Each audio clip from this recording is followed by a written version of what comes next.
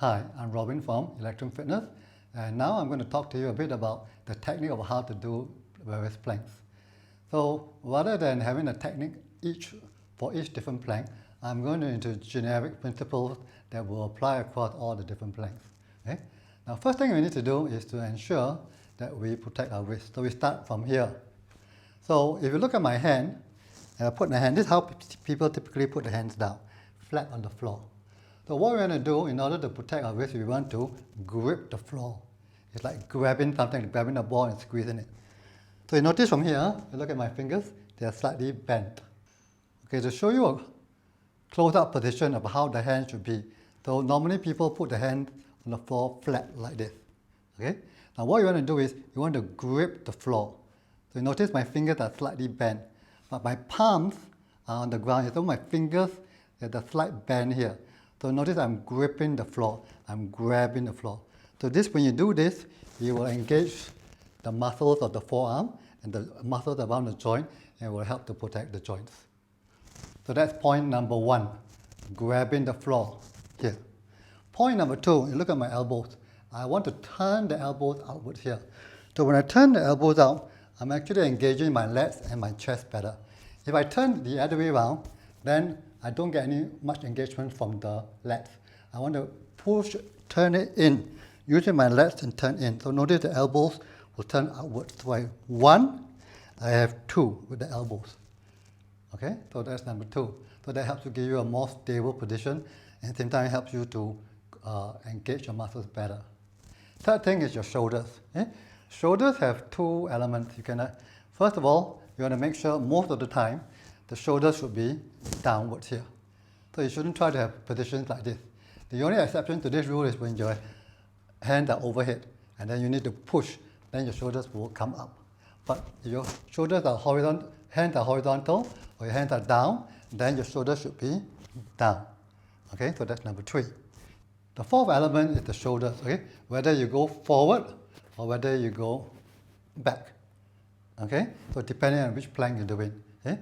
So 3 is down, 4 is forward or back. Okay? Okay, number 5 is this position. So you look at my hips. Okay? This is the hips are straight.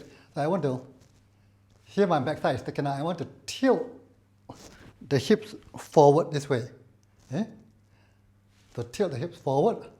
Now number 6, you imagine someone is punching your stomach. So you punch and you go sort of backwards here.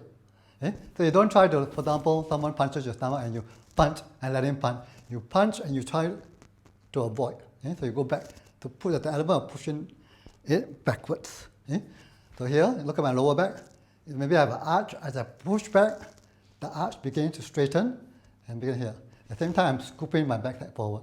So 5 and 6. Okay. 7 is you need to squeeze your thighs a little bit. And 8, depending on your position, you may need to point your toes, depending on what you're doing. Okay? Okay, so let's see how we're going to apply these 8 things into our planks. So let's talk about a normal plank first. So normal plank, we'll put our hand down on the floor. We have 1, we grip the floor. 2, we turn the elbows out. 3, we push the shoulders down.